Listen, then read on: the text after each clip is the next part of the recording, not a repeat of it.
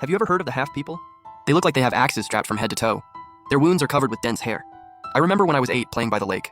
I saw someone on the other side calling me across the water. Their eyes darted around nervously. Yower, Yower, your mom's calling you to eat. My cousin and I crossed the river to go, but the person vanished into thin air. Strange as it was, we decided to head home. From another angle, we saw the half person again. My cousin saw it too at that moment. His face went pale. He grabbed my hand and ran home fast. When I lagged behind, he just picked me up and carried me while running. We only stopped once we tumbled through the gate. I still don't know what that thing was. I'd never seen anything like it before. It must not have caught up with us. I dared not say a word. I knew it was chasing us, because just moments ago, under the locust tree by the door, I caught sight of its half-missing face. Later, at the dinner table, when we talked about it, everyone had been happily eating, but then fell silent. A flicker of panic showed in Grandma's eyes. "Where did you last see it?" she asked, holding something. I pointed to the big locust tree by the door, right beside the tree. Grandpa clicked his tongue, completely indifferent. This locust tree is still young. Nothing can block that." After dinner, Grandma hurried me off to bed. My bedroom next to the kitchen, but I couldn't fall asleep. So I went to listen by the wall, Grandpa and Grandma's voices seeping through the mud wall. "Old man, didn't you and Old Wang and Old Son wipe them out before? How come he's back again? Old Wang and Old Son. Last month, their whole family mysteriously disappeared. Could it be connected to him? Don't mention such nonsense. The past is the past. You're just scaring yourself." Suddenly, I felt a chill, crawling up my spine and all over. The moon in our village always shines extra bright. It shines right through the window, lighting up the room.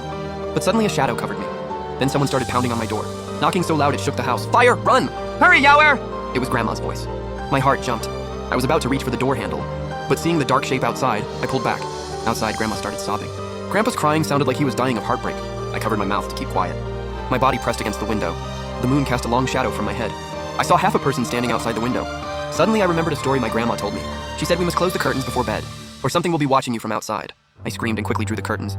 My heart was pounding so hard I thought it would burst. So I lay there wide awake until dawn. The next day, my brother was missing.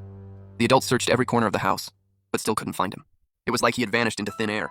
Just when everyone was at a loss, I found a piece of wood in our yard. I recognized it immediately. It was my cousin's finger, because there was a notch in his fingernail, the same one we made while peeling potatoes together. I was shaking with fear all over. Grandma came over and saw it, then looked up and fainted. When she came to, she started crying uncontrollably, just like the monsters wailing that night. The boy died a horrible death, a truly terrible death. I got goosebumps all over. My scalp went numb. The village elder arrived. Looking at that finger, I hissed under my breath.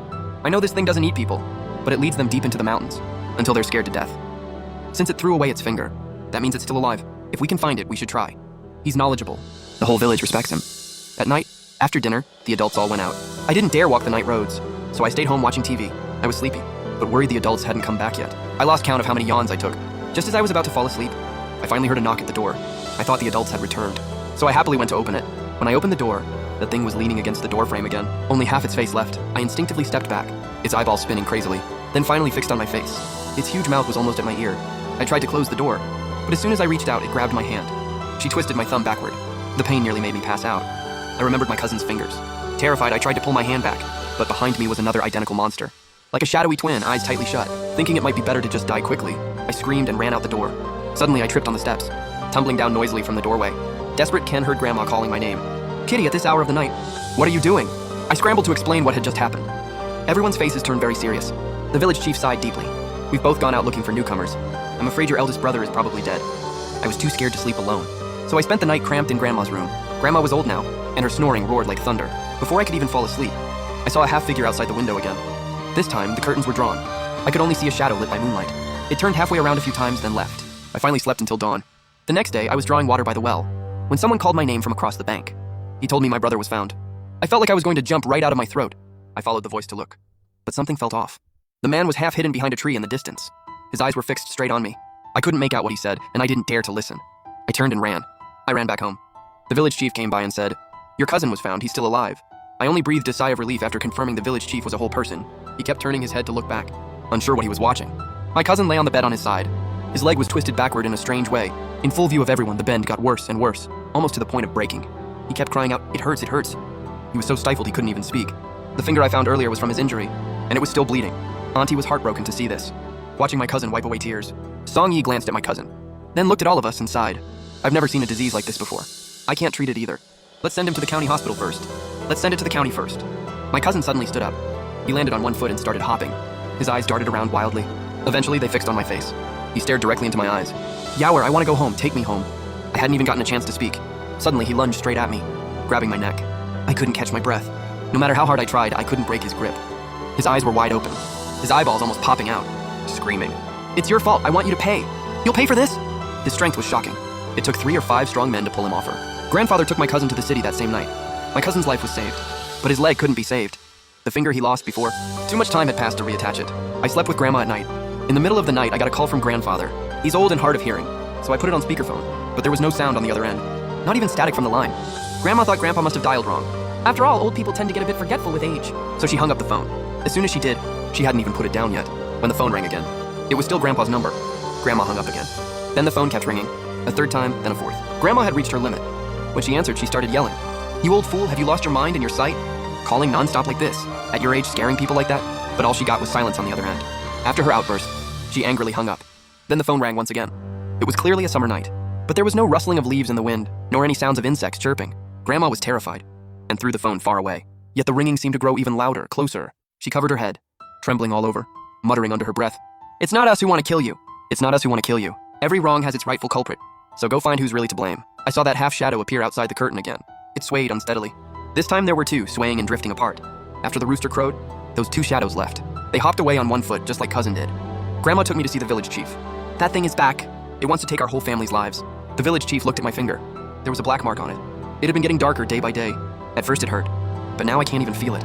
The village chief quietly smoked his pipe. He pondered for a moment. "If we don't treat Yaowair's hand soon, it'll be ruined." Grandma and I begged from house to house. Each family gave just an egg and a steel ring. Grandma was kind-hearted as always. She helped everyone in need. Soon we had a basket full of eggs and a pouch of steel rings. The village chief crossed 2 mountain ridges and invited a Taoist priest. When the priest arrived at our gate, a sudden wind whipped up and sent a swirl of yellow dust. We couldn't see him clearly. He looked quite young. There was an eerie chill around the altar. The Taoist first looked at my hand. Then he sniffed my cousin's clothes. His brow was furrowed the whole time. The Taoist asked about the background. Grandma told him everything clearly. The Taoist shot him a sharp look. He nervously went on to explain. "This thing has appeared before. It caused trouble many years ago. It's always someone standing behind an object, hiding half of themselves, then calling your name, telling you to come over." At first, no one knew what it was. They thought it was a kidnapper. Every time it showed up in the village, someone disappeared.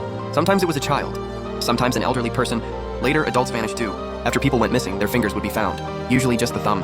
So everyone thought it was some crazed pervert with a fetish. Eventually, someone realized the strange figure might not be human, because it stood behind a cucumber trellis bamboo pole.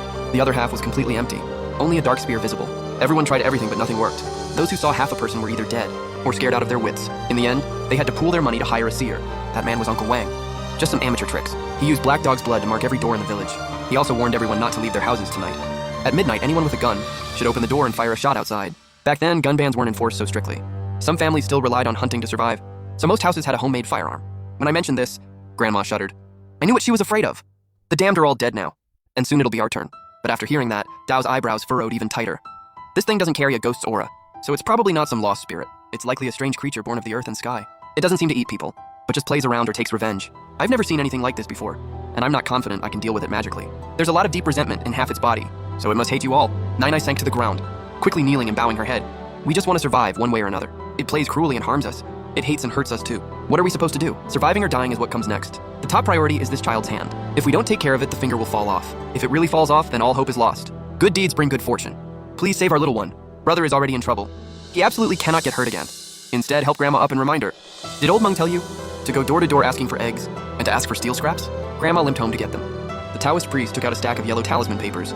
Grandma set off in the afternoon and hadn't reached the village chief by midnight. The village chief paced anxiously again and again. When he really couldn't wait any longer, he called Grandma on the phone.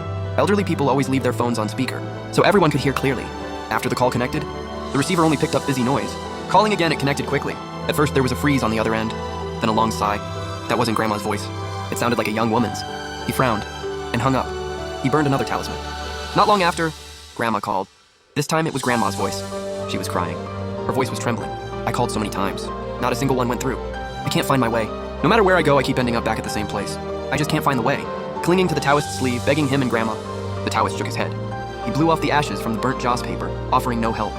I was frantic, pacing around in circles. Tears kept streaming down uncontrollably. I shouted until my throat went dry. Then he handed me the ash-dusted plate to catch my tears. Just as I was about to knock the plate over, I heard the front door open. It was clearly Grandma's footsteps.